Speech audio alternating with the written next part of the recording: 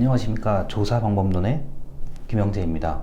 이번 학기는 부득이하게 바이러스 문제로 온라인 강의를 먼저 시작하게 된 점을 양해 말씀드립니다. 이번에 조사방법론 수업은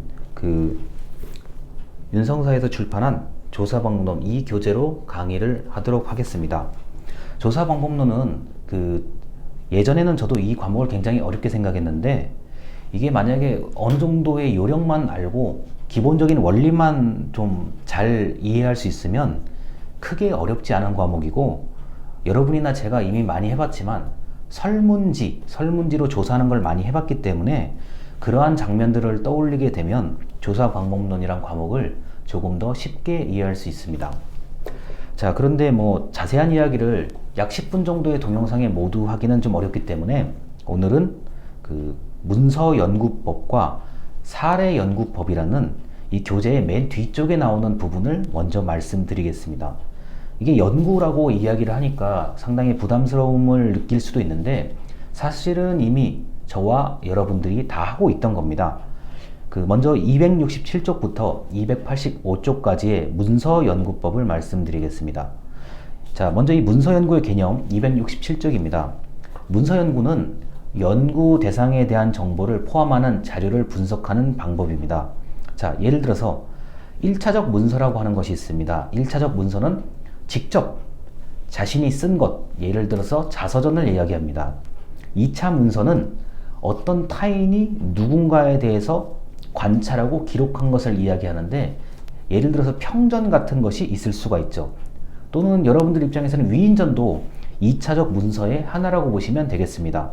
자, 다시 말씀드려서 이 문서연구는 연구 대상에 대한 정보를 일단 포함하고 있는 대부분 책이나 종이로 글로 쓰여진 것들을 연구하는 게 문서연구라고 할 수 있습니다.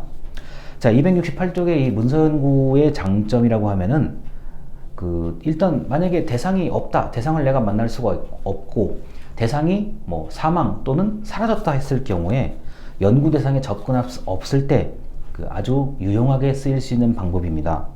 그리고 만약에 내가 연구하고 싶은 사람이 내가 관찰하고 연구하고 싶은 사람이 있는데 그 대상자가 솔직하게 마치 일기를 쓰듯이 기록을 남겼다고 하면은 생생하고 진솔한 자료가 많습니다. 그래서 문서 연구의 장점은 생생하다는 것, 그리고 연구하고 싶은 내가 어떤 대상을 만나거나 직접 대할 수가 없을 때 유용하다는 점입니다.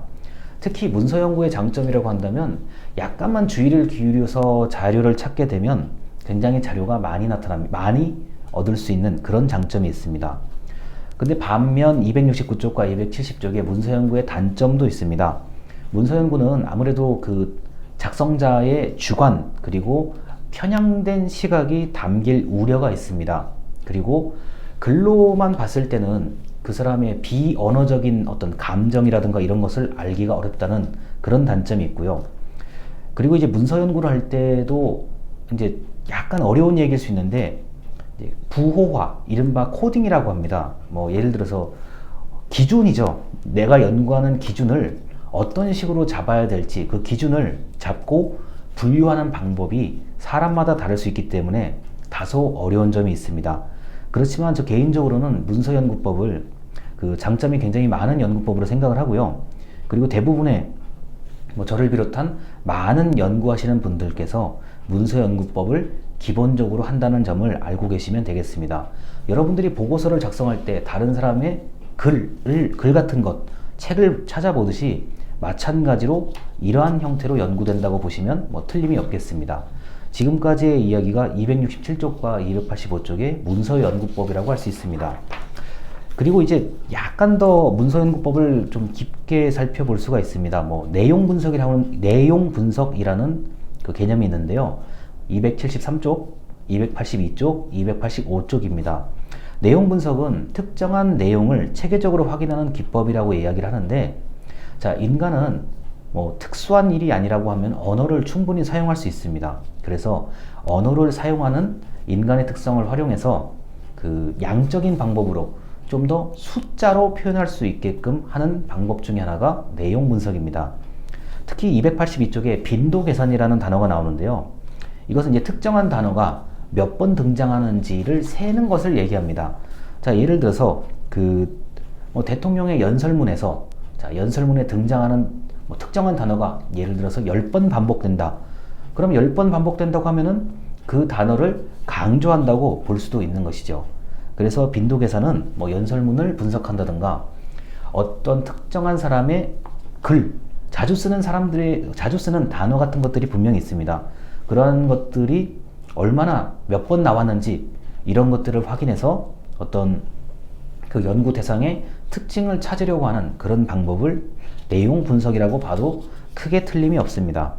그런데 마찬가지로 이 부분에서도 부호화, 즉 코딩에 관련된 얘기가 또 나오는데요. 이 기준을 어떤 식으로 정하는지에 따라서 결과값이 많이 달라질 수 있습니다.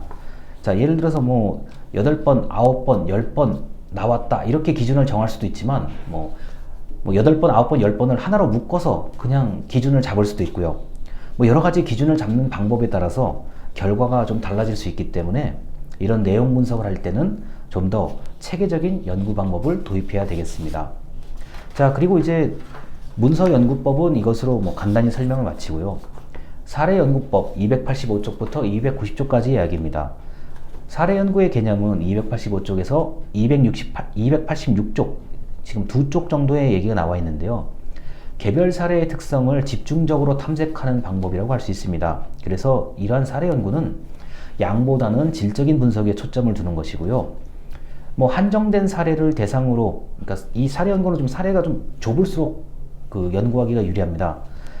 한정된 사례, 1개나 2개 이렇게 대상으로 하기도 하지만 어떤 경우는 상당히 일반화를 할 수도 있습니다.